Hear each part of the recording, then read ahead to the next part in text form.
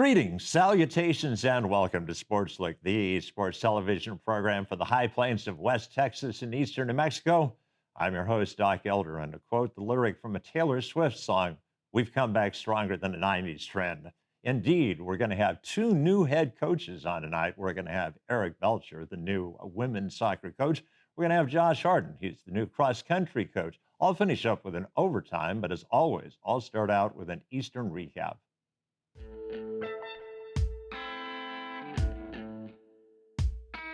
On Sunday, the women's soccer team is going to be in Las Vegas, not the glitzy one, the one up in the northern part of the state of New Mexico, to play against New Mexico Highlands.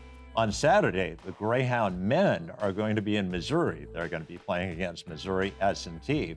On Friday, the Greyhound cross country squad is going to be in Abilene, Texas for a big invitational meet. Greyhound volleyball, they're going to be playing in Denton Fest, which not surprisingly is held in Denton, Texas. And tonight, Greyhound football team currently playing against our in-state arch rivals, New Mexico Highlands. The issue is still in doubt. Well, that is going to be an Eastern recap, so what we'll do is we'll clear this out and we'll bring in Eric Belcher, the head coach of women's soccer, right now.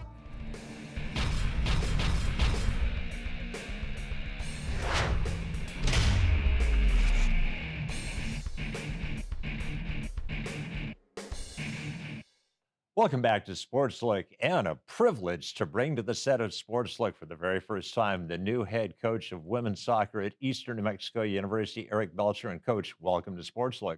Good. Thanks for having me. I'm excited to be here, talk a little bit about our team and our future and what we got going on. Coach, kind of a standard first question for you. Where are you from and what was the process that got you to Eastern? Yeah, originally I'm from Maryland. I enjoy it a lot. A lot of people tell me now that I'm from West Virginia. Spent probably 15 years of my life there. So I guess I get to claim that. Got a driver's license from there, so West Virginian. But yeah, things that got me to Eastern, last fall I had a great season with the team and at the end of our season the school decided to go a different direction and close down and this summer I saw the job open and I decided to go for it. 3 months later I'm here. And what's your association with soccer? Was it always your sport or was it a sport you gradually gravitated towards? Yeah, so for me it kind of started when I was younger. Back in the day, I caught the women's world cup on TV, on the black and white TV where you had to hit it to get it to work, and you had the antenna that you had to kind of use a coat hanger. And I just saw the joy and excitement from that. Mia Hamm, Brandy Chastain, those girls. Then I told my parents, "Hey, this is what I want to do."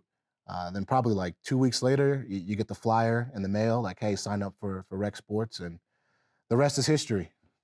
So was soccer your only sport or did you play other sports and gradually soccer became the sport?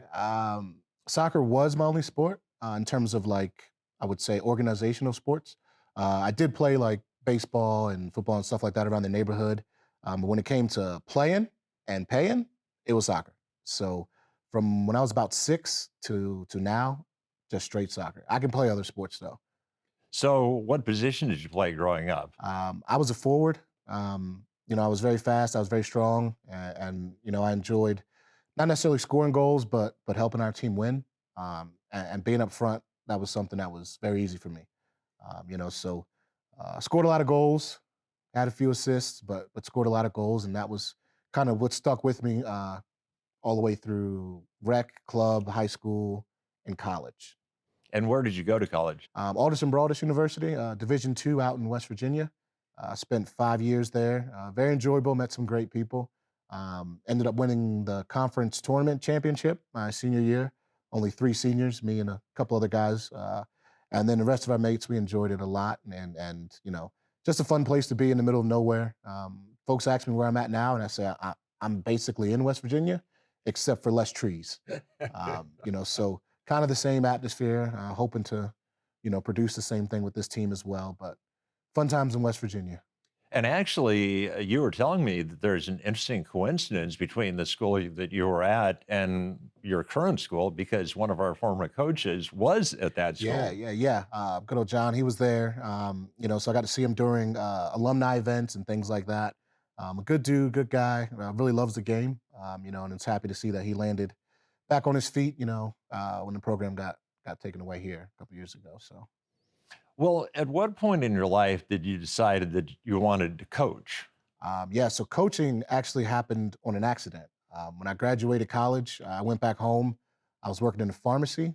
I did that for about 7 years, and I guess my first year in the pharmacy, a local junior college needed an assistant coach. So I was like, all right, I've done soccer all my life. This can't be too hard. So I took that job. Was the assistant for the men's program for 2 years, and then they let the women's coach go going into my third year, and then they offered me that. So I took the women's job, and then my fourth year they let the men's coach go, and they gave me both. So then for my next 3 years, I had the men's and the women's there, and I guess it was just something that wasn't a hassle, wasn't a problem. I tell folks I have a career. When you have a career, it's not really a job. And ever since doing that, it kind of just keeps going, I guess you could say. So every day has been fun, and I would say it was an accident. I was in a pharmacy, and next thing you know, I counting pills in the morning and kicking soccer balls in the afternoon. So And interestingly, you were telling me that you were really impressed with the building that we're filming in because you were a comm major. yes, yes. When I was in college, communication major, and something I was very interested in, and I guess our background in it, and I guess what the school had was radio, TV, and film. So I was actually a DJ on the radio, and then I got to do some filming of some commercials and things like that around the town. And then the film aspect was kind of more of the book stuff. But yeah, very fun. Great studio here. Back then when we had it, it was not necessarily new, but not necessarily old. Kind of a work in progress. I have been back to my school since then. I think they've made a big leap into the new year of this kind of stuff. I remember, DJing off of CDs, and you put one in when you're on the radio and it starts skipping, and people call you like, "Hey, man," you're like, But at least you know people are listening Yes, when they yes, call. correct, correct, correct, correct. And then video cameras, we had the big tapes that you had to put in there, and you had to make sure it was right, and it comes out. And now we kind of look at those and we're like, man, TV has evolved. An HD TV, and you put that on there, and it doesn't. You might as well cut it off. But yeah, such a fun time in my life.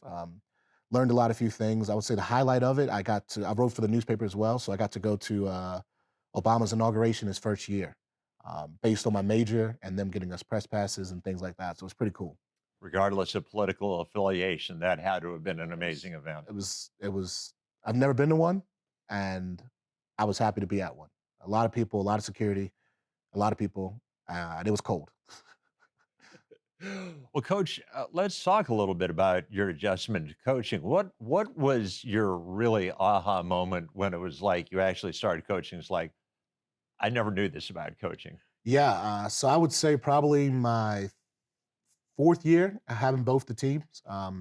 You know, I always tell folks the toughest part about coaching is understanding that your players have to be friends. And it took me a while to kind of understand that some kids work well with others, some don't. And when your teams aren't friends, it it transitions to the field, or the court, or the whatever you play. So once I figured that out, I think coaching became a little bit easier for me, because it was less about the X and O's and more about, hey, you need to be friends with this person. That person's going to help you gain a lot of knowledge, not just on the field but in life. And the toughest things kids have to go through is making friends. And they forget that um, once they get past the high school stage. Because obviously elementary school, middle school, it's all new and you have to make new friends. But once you get to college, it kind of flows a little better. Um, but yeah, that was one of my toughest moments there, was just realizing that. And then once I got to the 4 year school, it was the paperwork. I spent 80% of my time doing paperwork, maybe 10% coaching, and another 10% Public laundry. relations, Yeah, yes, public. exactly, yes. Yeah. So, in terms of the job, I mean, obviously, with the success that you had last year, you probably could have gone a number of different places. What was it about Eastern that most intrigued you? Yeah, obviously, yeah, we did a great job last year. Had some great kids. We won the regular season, we won the conference tournament, and we went to nationals. So a lot of press, a lot of headlines, a lot of you know phone calls coming my way, text messages coming my way. A few things I did love about this place. I'm very into having the right majors. When I looked at the website, I think we have everything that a kid could possibly imagine. And in my sport and in the teams that I coach, those kids have a wild imagination and want to be more than just the basic. So the majors were big for me. That was the first thing. The second thing, the facilities. When you look at our facilities, if it wasn't, if you took our stadium where we play and you put it next to the rest of the stadiums in the world, people wouldn't know that it's a D2 stadium. So for me, that's an easy sell, right? So we got the right majors, we got the right facility. And then the next thing was just being in a place where I knew I could be successful. Obviously, Portales is a lot like where I've been the last 15 years. So me personally, comfortable, and then trying to sell to kids what we really are, uh, I thought would be very easy here in terms of what we have.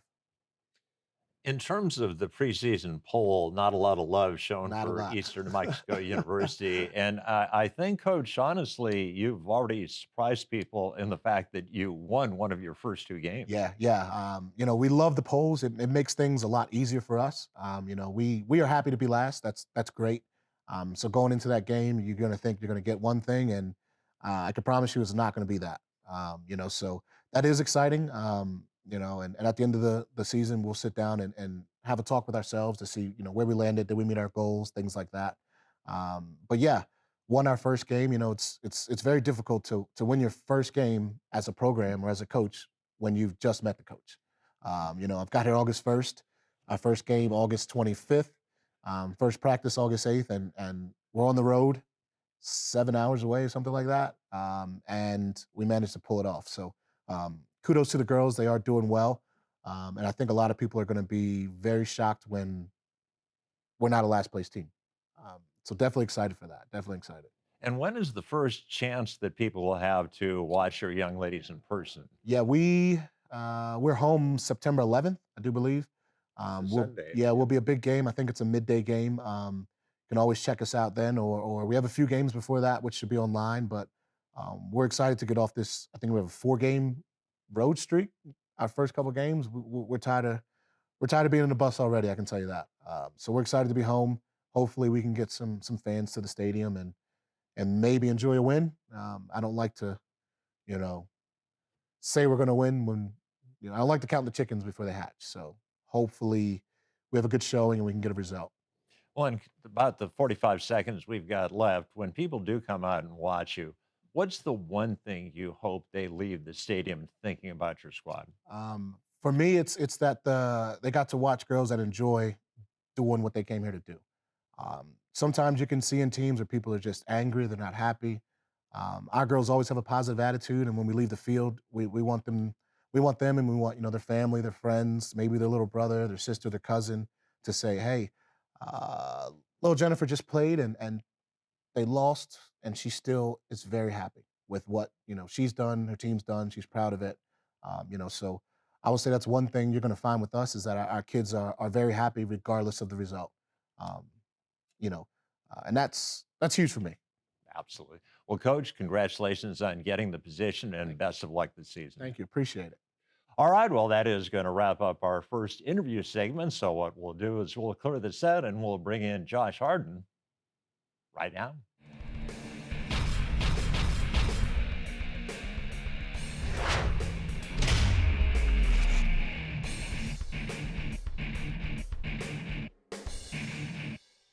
Welcome back to Sportslook, and a privilege to bring to the set another brand new head coach at Eastern New Mexico University, Josh Harden. Coach, welcome to Sportslook. Thank you. Thank you for having me.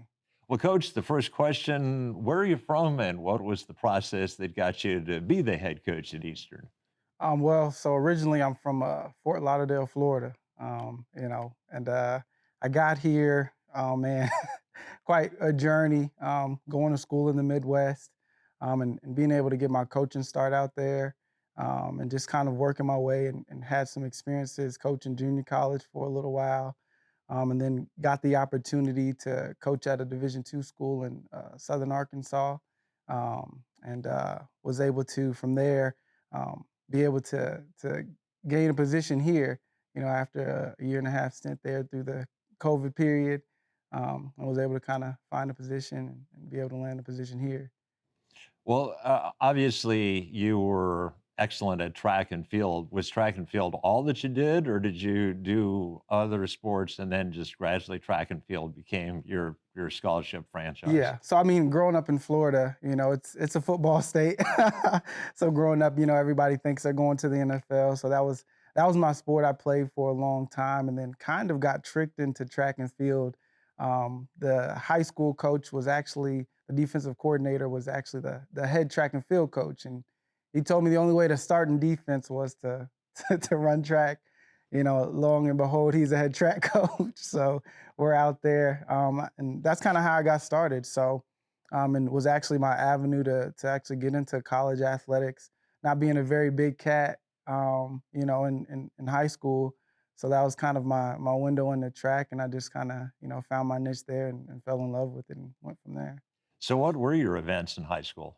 So in high school, I actually ran the triple jump. I did triple jump, long jump, and I did mostly all the sprints, and even dipped in the 800 a little bit unwillingly. So I was just going to say that's a stretch to make a sprinter run 800 yeah, meters. yeah. I mean, I was somebody that was never shy to work. So and the distance coach, they love that, and you're not shy. So he was always trying to, talk our head coach and our sprints coach into, putting me on the 4x8 and trying to get me to move up just because I was somebody who was okay with working hard. Okay, I gotta ask, what was your best split in the 800? Oh man, it was terrible. It was like 210, and it was after that I looked over and I'm like, I can't do this anymore.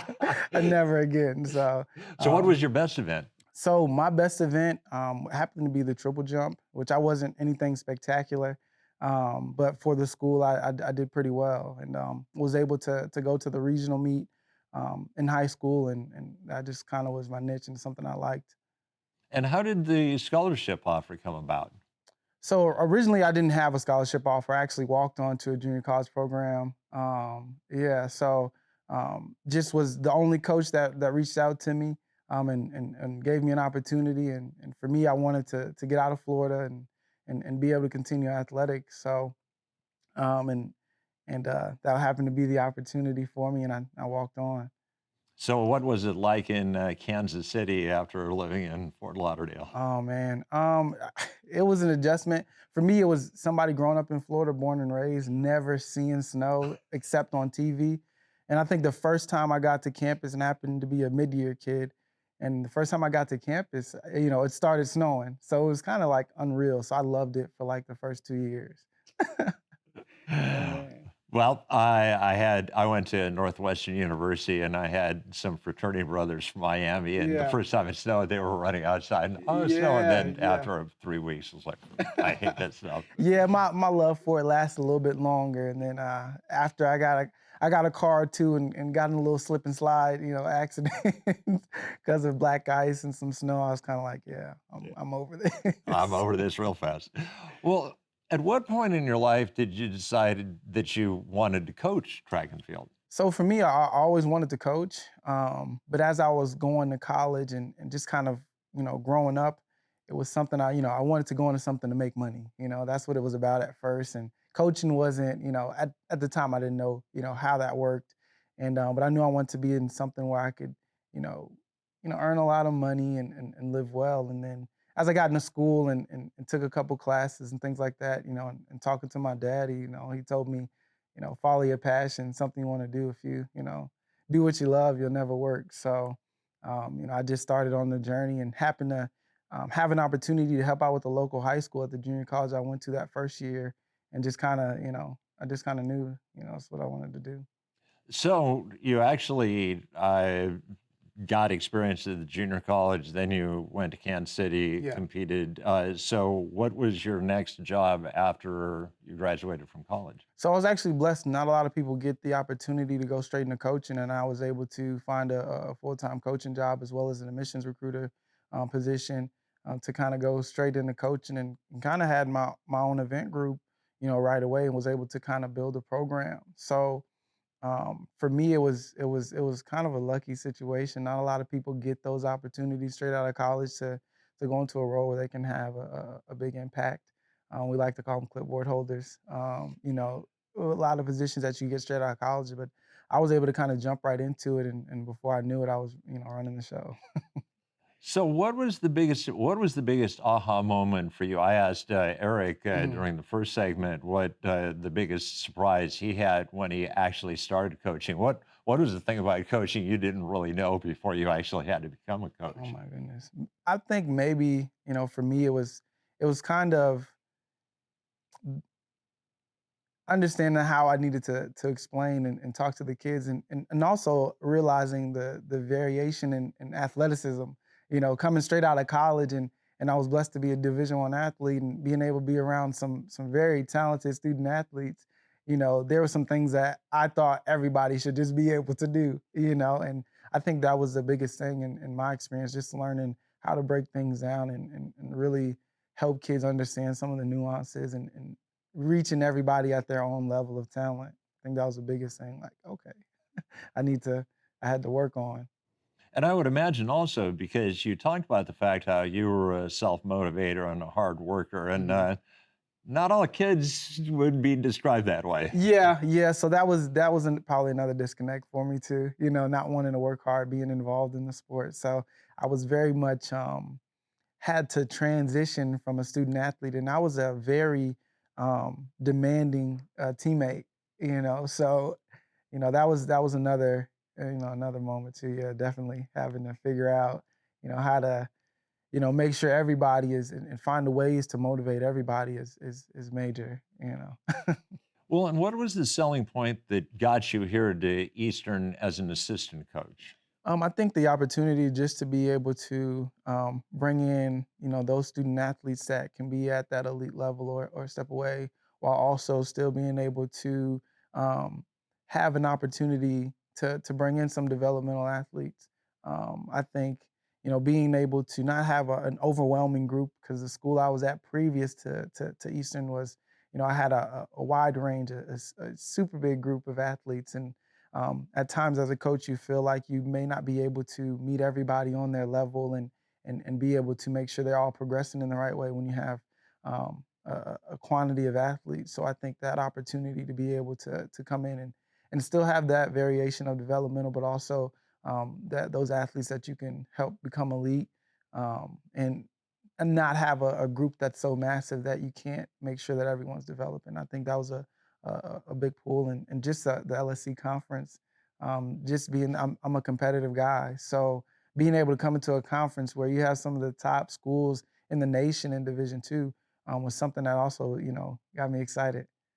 And when the head job opened up here at Eastern New Mexico University, what was the process like by which you got the job? So it was very much um, I don't know how to put it. It wasn't a rough transition. It was something that was, I went in just to kind of, see what my future was, and from those steps, talking with Dr. Ware, he, presented the opportunity to me, and just kind of thinking and talking with the family, I felt like it was something that, I'd like to take up. Well, obviously, before you become the track and field coach, which you will be, Yeah. you are the cross country coach right now. Yes. And so, what has been the learning process, learning how to coach cross country as opposed to track and field? Well, for me, I'm somebody. I'm always gonna get somebody smarter than me, in the room to make me look good. So the biggest thing is making sure that I have, my assistant coaches are very well in tune to the cross country ins and outs, to pick up my weaknesses. At times I may just seem like a motivator, um, or a supporter. And with track, there's so many nuances to each event. You want to make sure that you have a cast of coaches that are able to help, cover some of those nuances as well. So it's kind of been a transition, and I've had the opportunity to coach distance runners before. I can't say they benefited greatly from it, but making sure that I have coaches that can reach them at their level and help increase the program and help make sure our kids are progressing the appropriate way. And coach, I wanted to make sure we've got a little bit more than a minute left in this segment. I wanted to make sure we got a chance to talk about the fact that you are actually going to be hosting a cross country meet on Yes. October 15th in Clovis, New Mexico. Yes, we're super excited about it. It's something that we're hoping to make a big meet and make super competitive, and we want this to be a place where teams feel like they can come and run fast, even in altitude. So it's something we're excited about, something that we've been working with the city of Clovis, as well as our athletic administration have been doing a great job for us, helping us and communicating and making sure that we can put something on that's going to be super legit. Well, as a former distance runner, I am definitely going to be there to watch your kids Awesome. run in Yeah. action. So, congratulations on getting the job. Best of luck during the Thank you. season. Thank you. I appreciate it. All right. Well, that is going to wrap up our second interview segment. So, what we'll do is we'll clear the set and I'll finish up with an overtime right now.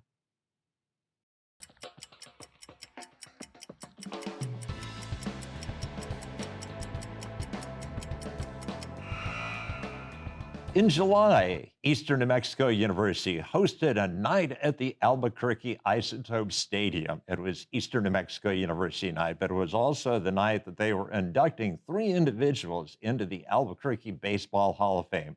2 of the guys were baseball players of some note, Ron Say and Dave Stewart.